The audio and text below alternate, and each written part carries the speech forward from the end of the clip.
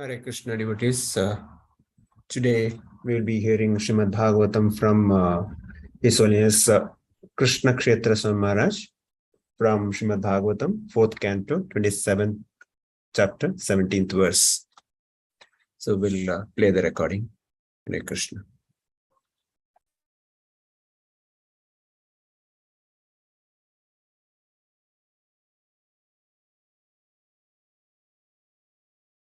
This morning we're reading from Srimad Bhagavatam, Canto 4, Chapter 27, Attack by Chandavega on the city of Puranjana, verse 17. Let's chant together. Kshiyamane svasambande Kshiyamane svasambande Ekasmin bahubir yudha Ekasmin bahubir yudha Chintam parang jagamartha Chintam parang jagamartha Sahrashtra Purabandava Sarashtra Purabandava. Translation and purport by His Divine Grace A.C. Bhaktivedanta Swami Srila Prabhupada Ki Jai.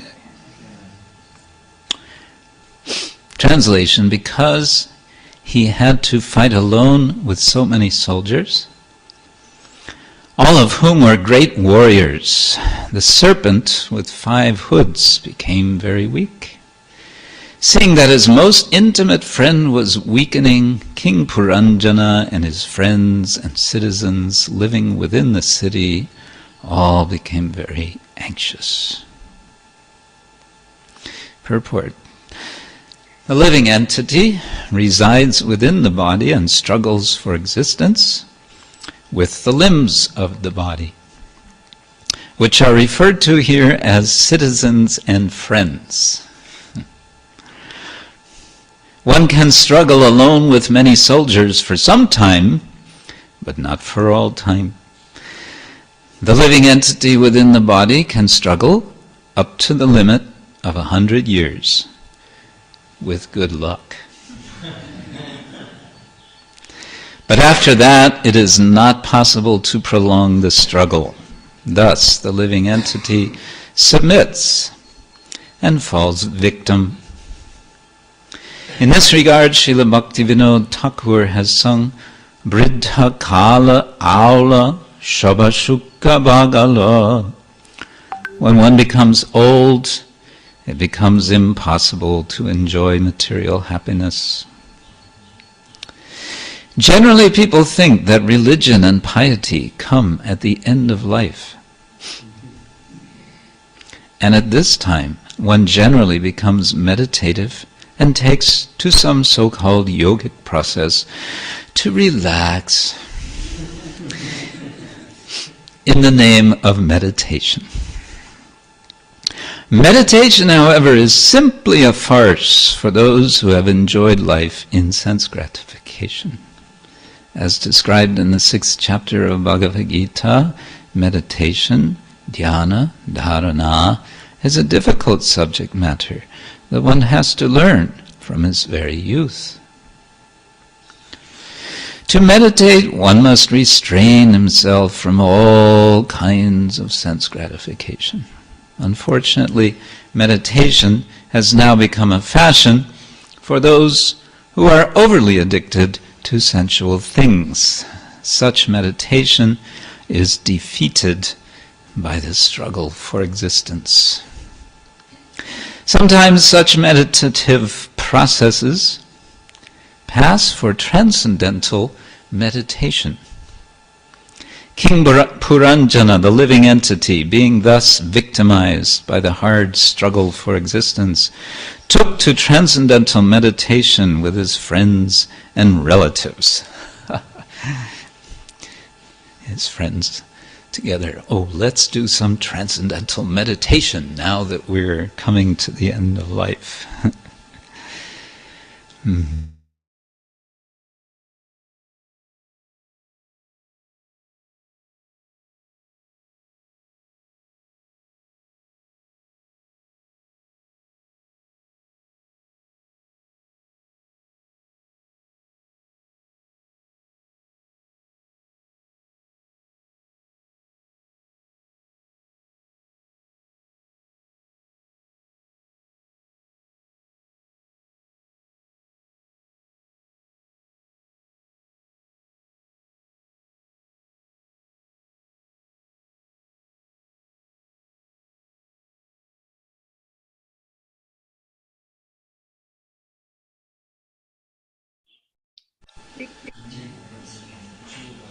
King Prachina Barhishat, quite a name.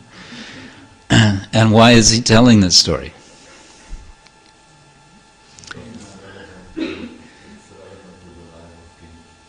It's relevant to his life, okay? And why is it relevant to his life? He's become a little bit materialistic, huh? Or maybe a lot materialistic. Okay. Yes, he's telling, he's what we would call preaching, huh? He's preaching to King Prachina Barhishat, and he wants to convince him of what? He wants to convince him of something. Like, I knew someone would say that. Does he say that? Huh? He said to surrender to Krishna. He wants to convince him to surrender to Krishna. Okay, well, ultimately, of course, that's the aim. That's what the Bhagavatam is about. Certainly, at least, he wants to inspire him, to convince him to give up his material ways. And so he's telling a story. He's telling a certain kind of story. What kind of story is it? It's an allegory, yes. Now, it's a rather intriguing allegory. The name of the person, the hero, please come in. Welcome. Join us. There's plenty of space.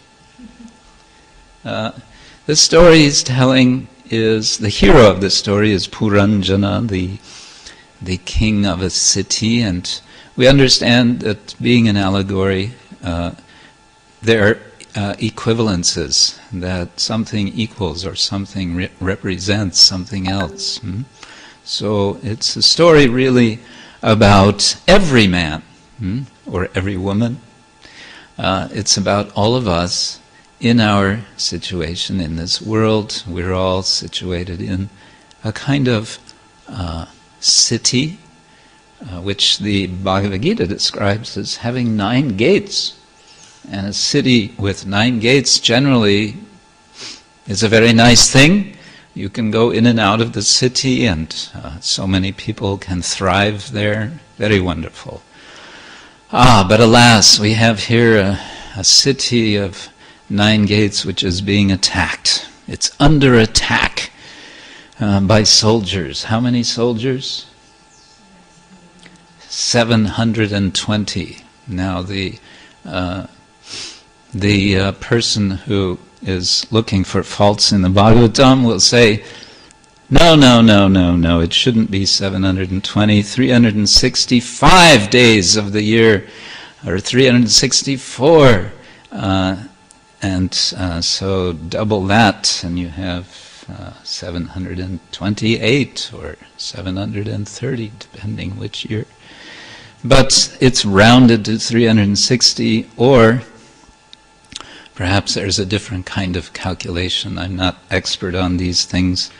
Speaking of calendar, is it today that the month of Purushottama begins? Yeah? So, happy Purushottama Masha, the month of Purushottama. is a most auspicious month. It's an, what do they call it, intercalary month. Comes every 3 or 4 years, is it? Who's the expert here on these things? Something like that. To sort of make up for the discrepancy between the sun calendar and the moon calendar, as I understand.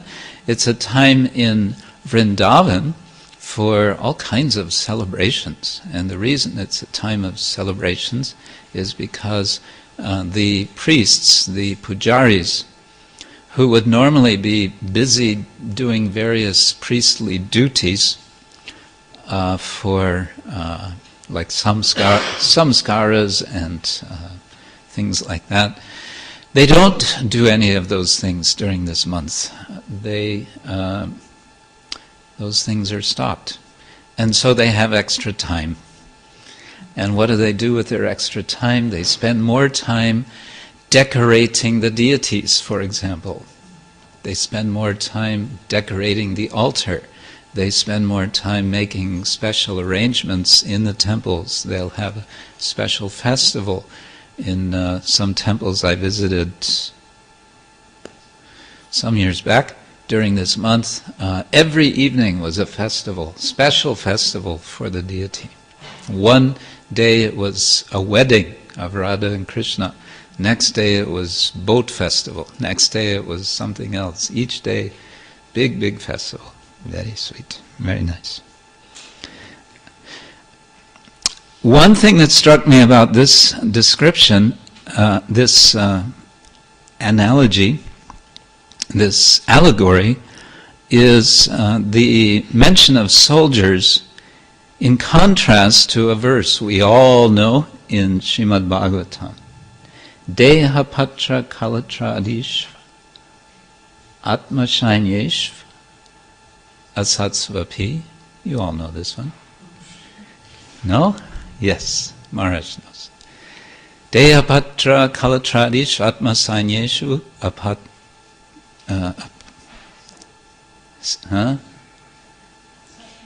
Satsvapi, yes. And then Tesham? Yes. Tesham pramatta nidanam pashyanapi na pashyati. Yes, that last line. Although seeing, pashyan means seeing, na pashyati, he or she does not see. What is it they are not seeing? Or he or she is not seeing? He or she is not seeing the effect of time. And that effect of time is what's being described here. Chanda Vega. Vega means force. And it's the force of time in the form of these soldiers. But in this verse from the second canto, first chapter, verse 4, Deha patra kalatrad ishu atma shainyeshu. Shainya means soldiers. The analogy here is the inverse of what we have in today's verse, or yesterday's verse. The soldiers of Sutta Goswami are one's body, one's children, one's wife, etc. all of the associations one has with oneself, all of that or all of those persons one identifies with as mine. I and mine are brought together as soldiers thought to be that which protects. All of these, my friends, my relatives, my children, my wife, they will protect me. Certainly they will protect me. Atma shainyeshu asatsu api. However, although one thinks that this is the case, tesham pramatta, one is maddened by this assumption.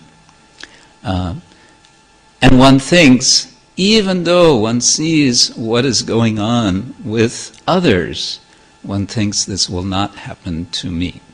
This was a source of amazement for King Yudhishthira, wasn't it? Yudhishthira was asked to answer a quiz.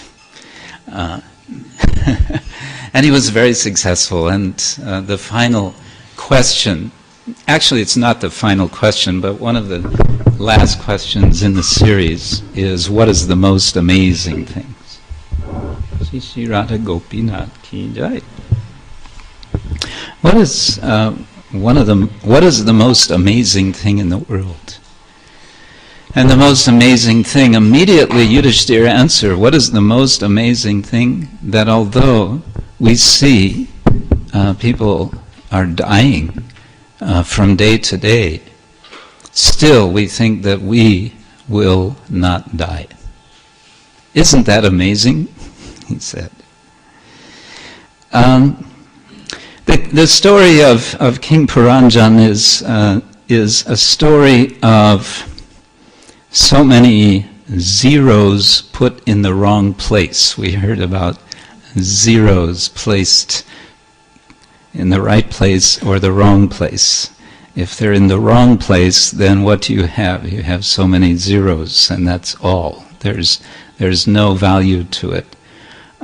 Whereas if you put them in the right place, then you can have a very big number. Speaking of numbers, we also heard yesterday morning Srila Prabhupada explaining that mathematics means knowing 1, 2, 3, 4, 5, 6, 7, 8, 9, and 0. And he said, if you know these numbers, 1 through 0, up to 9 in between, or if you're doing digital system, then you only need 1s and 0s, then that's all you need to know. Similarly, he was giving an example, right? What was the example? What was this? An analogy for knowing. Knowing what? By knowing the numbers, you know mathematics, you can do everything with mathematics. Similarly, if you know Krishna, you know everything, right? And then, what was the conclusion of that? How to know Krishna? Chanting the holy name. This was from Namamrita, right? Yeah, so it's as simple as that.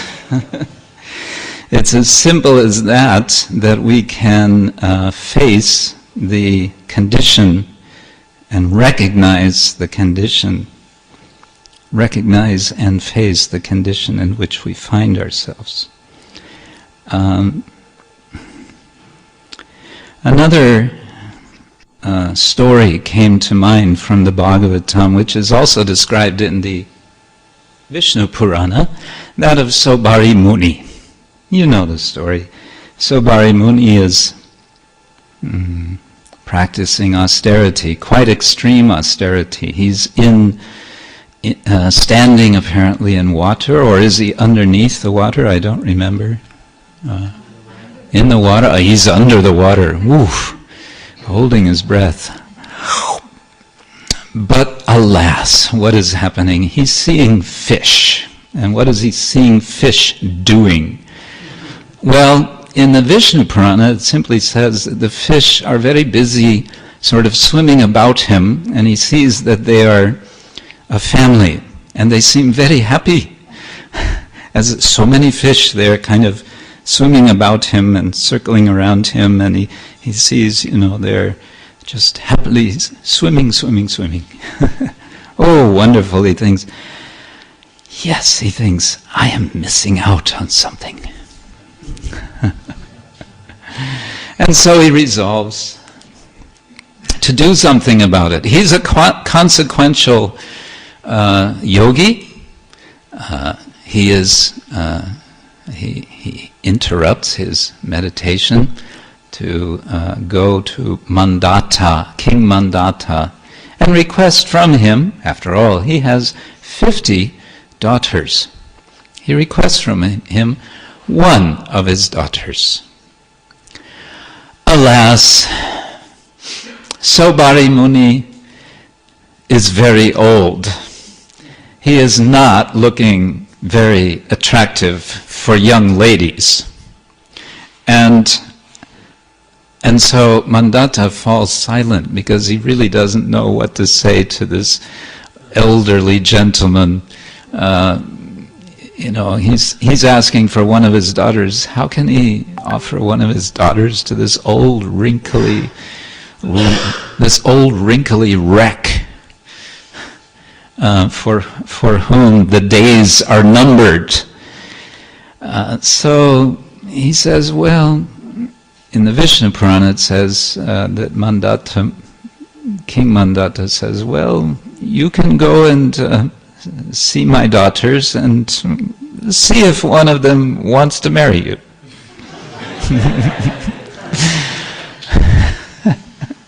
And so, as he's going into the quarters of the ladies, which is not a standard practice, but that's what it says. As he goes in, he, of course, being a yogi, is very powerful, actually, and so he transforms himself. This is mentioned also in the Bhagavatam, into a very handsome young man. So that as he walks in, all of these 50 young ladies are star-struck. Not just one, not just two, but all 50 of them want to marry him. And they're all fighting each other over him. And then Sobari Muni goes back to Mandata, King Mandata, and he said, what do I do now? They all want me. And Mandata says, well, then let them all marry you. That makes things much easier for King Mandata.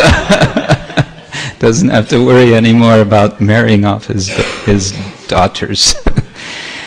And so indeed he marries all of them, and again, according to Vishnu Purana, he is, with his mystic powers, able to supply every one of his 50 wives with a place, a very nice place to live, and he is able to expand himself to be with each of them and to have a family with each of them. He has several children, and after some time the several children also have children, and suddenly, well, he gets what he wanted. He saw all these fish swimming around amidst him, and now he has all these children and grandchildren swimming around him, so to say. And then he suddenly stops in his thought and says, this is not really what I wanted. So he has second thoughts, third thoughts, whatever, and decides, no, this is wrong. He goes to the forest. He decides to renounce, and all the 50 wives go with him. It doesn't mention what happens to all the children. Apparently they all took up studies at Bhaktivedanta College or something. See, we just have to look in the right place for those students. We have to find those students. Where are they? They're there somewhere. And then he lives happily ever after as a renunciant. Something I'm reflecting on with respect to the Bhagavatam is different ways, different sorts of arguments which are given to inspire renunciation, to inspire surrender to Krishna, to inspire refraining from doing something that shouldn't be done. We have so many examples in the Bhagavatam of persuasion, And its opposite, which you could say is a subset of the first, dissuasion. Dissuasion.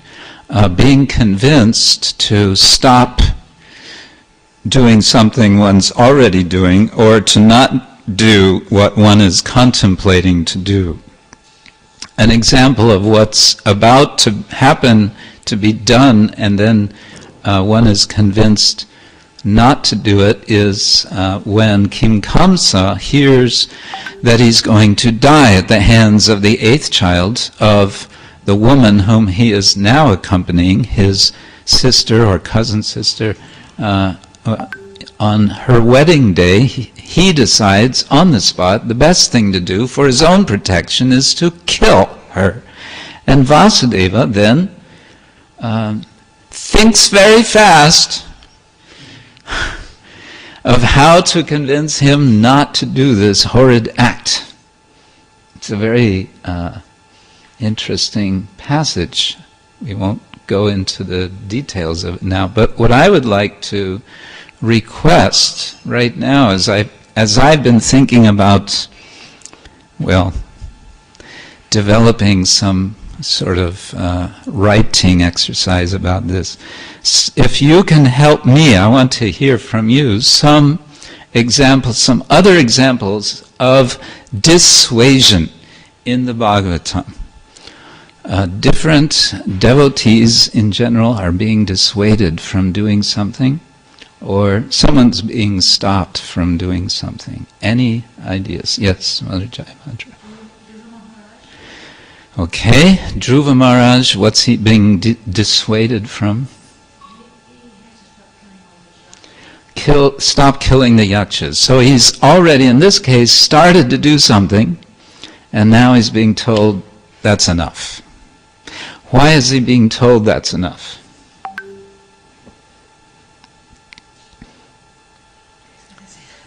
Huh? Because it is enough.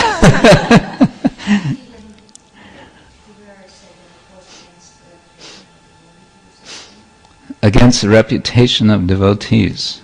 Oh, okay. All right. And then so Dhruva Maharaj is convinced, right? To stop. Yes. And also, he was convinced the way they told him that these actions he's killing now, very enthusiastically, are innocent ones. Because the reason why they attacked actions was because some of the actions did something to him first, so they prevented. So they said those who did that are already dead. You can stop now. The ones that gave you trouble, they're already dead. These are others. Okay. Yes.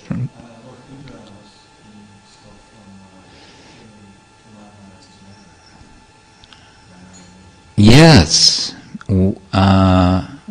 What was the argument?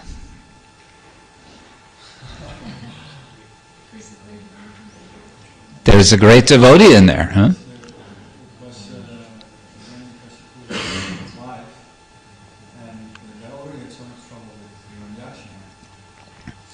They figured there's going to be trouble again. Okay, and who stops Indra from killing the mother? Narada Muni. There he is again. Yes, Narada Muni stopped. Oh, okay. Is that in the Bhagavatam?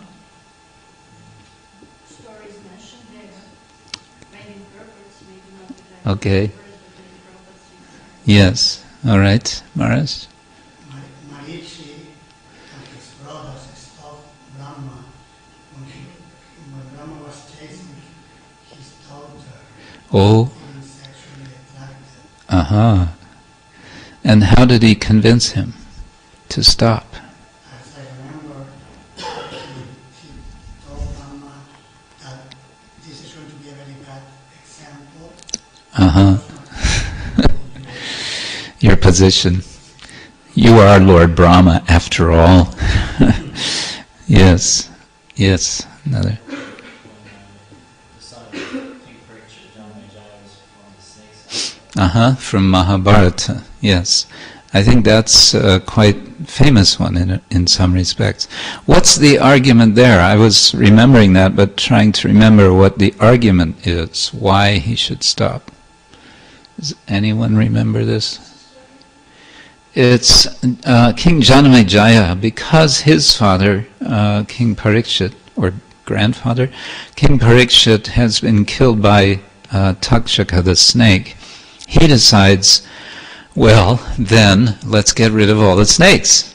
And so he starts a Sharpa Kshetra, and he's invoking with mantras all the snakes into the fire. He simply chants mantras and they all get sucked into this fire one after another, and Takshaka is already in the cosmic vacuum cleaner when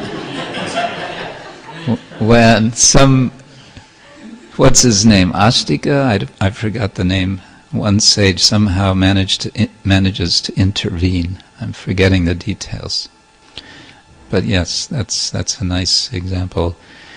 Did we mention, related to that and related to sacrifice, King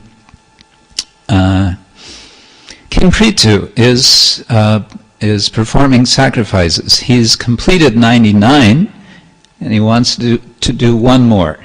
He wants to be one better than Indra, who has done 99, is that right?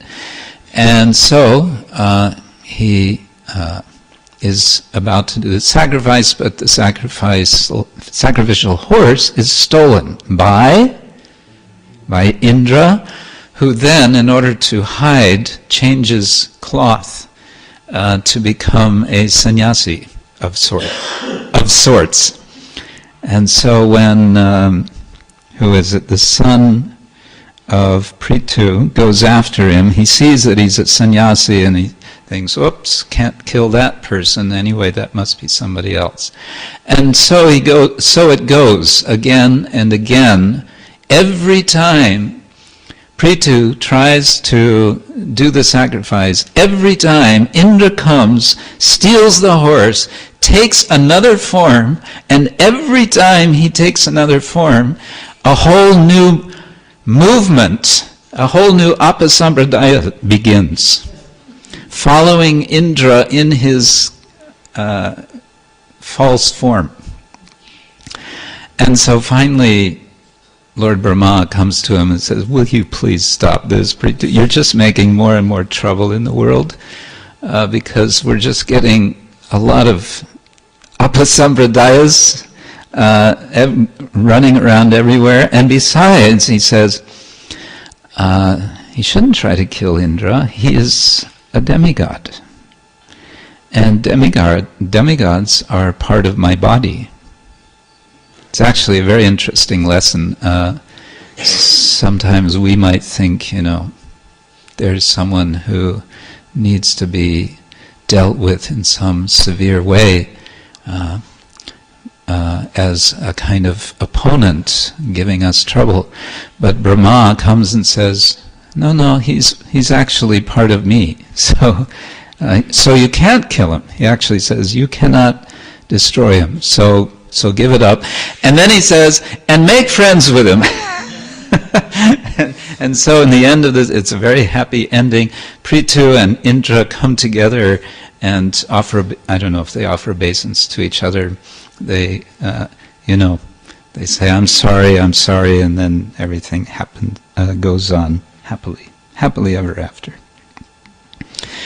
All of these, so many of these stories, getting late. So many of these stories, are about people who are submerged one way or another in material existence, and the process, the effort, the means of persuasion, different means of persuasion are taken to get them out of that illusion. For ourselves, well, yes, we do various practices to get ourselves out of illusion, to keep ourselves out of illusion, and yet, have you noticed? We might still find ourselves in illusion at times. Rarely, no doubt, but still at times. And so the question we may ask ourselves is, what does it take to convince me to get out of illusion? What will it take? How can I be convinced? How can I be attracted to Krishna? How can I be convinced to give up my tendency to sink? I climb, I crawl up the grease pole of spiritual life. Sometimes it feels rather slippery, no? I'm crawling up, I'm climbing, I'm gripping, and then I'm slipping down. And then I'm thinking, actually, this is the proper mode of existence. Slipping down is actually very nice. It's very smooth, and it's very, it's quite easy, and it's really quite pleasant. So what does it take to convince us? We need to be convinced. Okay, Srimad Bhagavatam, and somebody sitting on this asana, which I have to say, this particular asana is not the most comfortable. And is pontificating, are we convinced? How are we convinced? Prabhupada once called all his senior devotees together and said, "So, are you convinced?" And they were all silent. And then Prabhupada said, "Well, as far as I'm concerned, I'm convinced." So, yes. Tesham pramatta nidanam pashyanapi na pashyati. Although seeing, we may not see. So how to keep alert in Krishna consciousness? This is the challenge. It's a challenge which we each have individually, which we each have to take responsibility for ourselves to be awakened, to practice awakeness. Buddhi yoga. Buddhi means intelligence. It also means being awake. But indeed, time is passing, and the 720 soldiers are chasing after me as well as you, and so and my five-headed snake, the five pranas are struggling, and for some of us, some of you, some growling of hunger might be there. You want to get those pranas renourished so that they can continue the struggle. But in the end, the struggle is not to be won. This struggle is a losing battle. And so then, now is our opportunity to surrender. The word surrender actually in warfare means, right, holding up a white flag and saying, "I can't take it anymore. I surrender. Don't shoot. Don't shoot. I'm putting down my weapons now. Don't shoot." So this process of Krishna consciousness is a practice of holding up the white flag. So I surrender. I'm not fighting anymore. Does that mean, therefore, not maintaining the body, not, the five airs? No. It means maintaining, but maintaining to serve Krishna, that's all. Grantara Srimad Bhagavatam ki jai, Srila Prabhupada ki jai. Hare Krishna.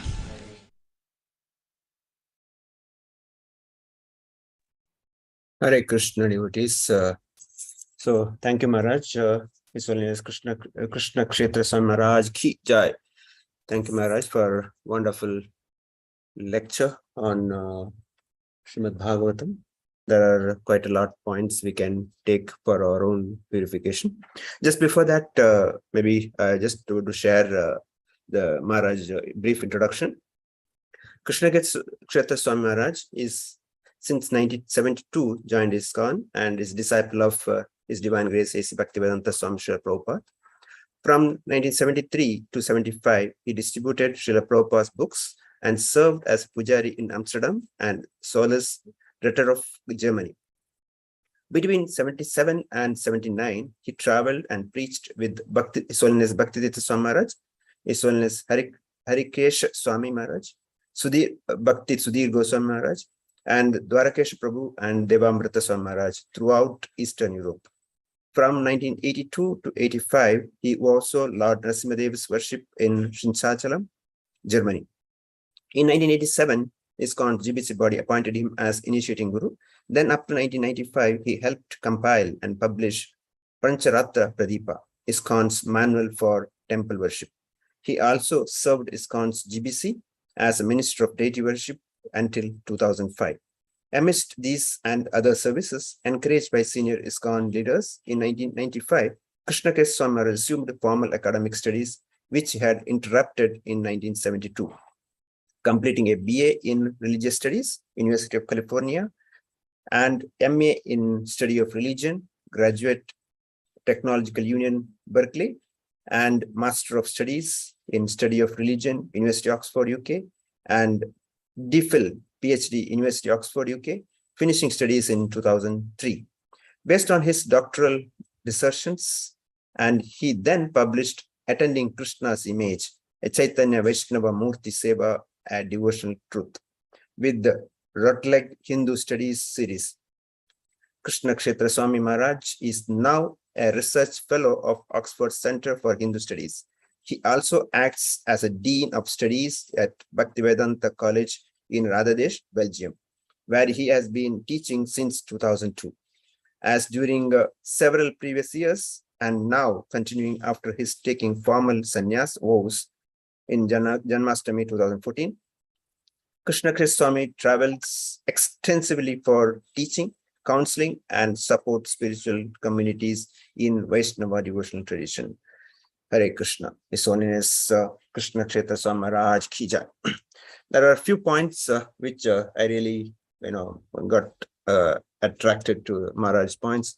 One point he mentions that how to know Krishna is just by chanting. That's really, many times we go after so many philosophies. Maharaj made it very clear, just to know Krishna, just chant the holy name.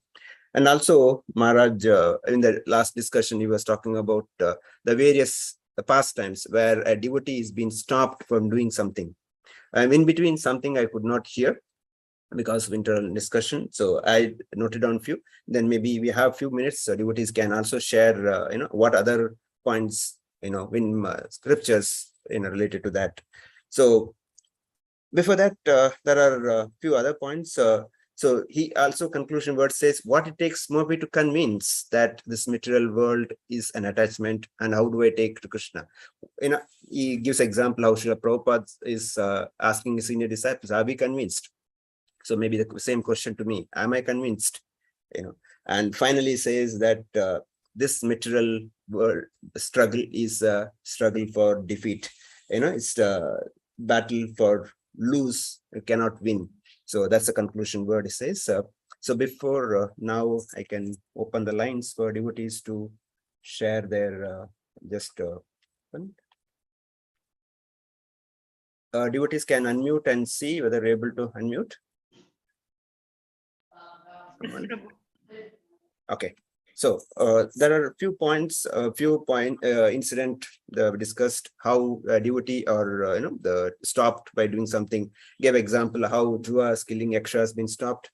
Narada stopped Indra from killing Kayadu, and Janamejaya is stopped when sacrifice killing snakes. King Prithu was stopped from performing 100 sacrifice. These are the few examples discussed. If anything, we have another maybe 10 minutes time. Devotees can share any other incident or from Srimad Bhagavatam connected to this. Lines open to you all. Hare Krishna.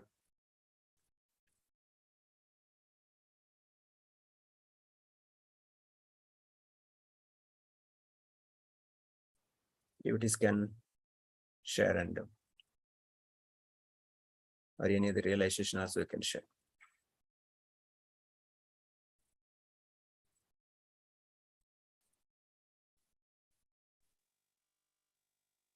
Hare Krishna. Hare Krishna, Prabhu. Yeah, Prabhu. Prabhu, thank you so much. I think it was a wonderful lecture and then very nice perspective. While I don't have an example for dissuasion, but I think what Maharaj spoke about, he said the downslide, when a person is going down, and then it's an enjoyable ride, and then I mean, so somewhere Maya is so tricky that it makes it look like it is enjoyable, which is a very dangerous situation. And then you realize that, oh, where have I landed? And then again try to get out of it. So that was that was a perspective. I think Maharaj put it so nicely, and then a very harsh reality, but then that's the truth, and then that's something that we as material beings end up enjoying, and so we need to be wary of it. So that was a takeaway for me. Thank you so much. Yeah. Shabari Muni's example he gave some nice. Yes. Good.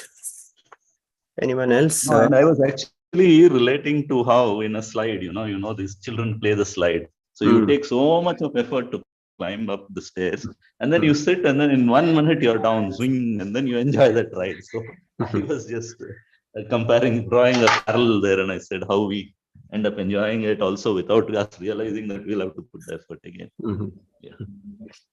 Yeah. Other devotees, if you want to share, please share. Any other pastimes from Bhagavatam? Prabhu, does King Yayati's, does it? Which one, Mataji? King Yayati, no, Prabhu. He'll ask his sons to share his old. And then one of the sons, the youngest son, agrees and he exchanges. Yeah. After some time, he gets fed up and then he gives back to his son and he goes. Okay. Sure.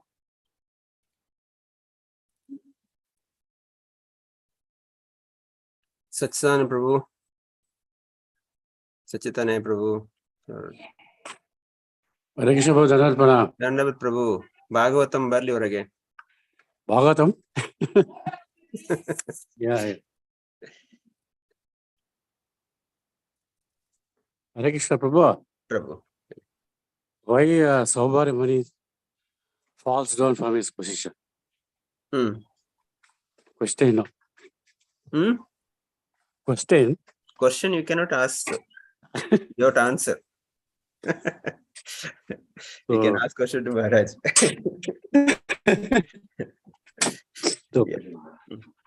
Prabhupada, our Acharya said, why is false down means because of Vaishnava Aparadha. When you go to Vrindavan, there's one place, Garuda Govind. When he was doing meditation in the Yamuna, inside the water.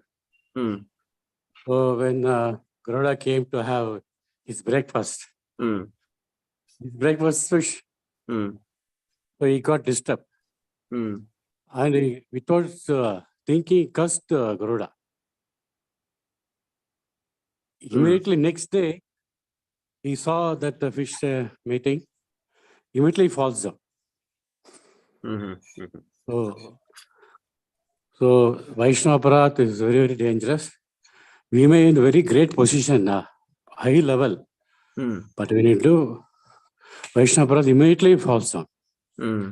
That's the lesson we can learn from Saubhari Muni life story. Yeah. Good, Prabhu. Thank you, Prabhu. Any other pastimes were similar what Maharaj narrated?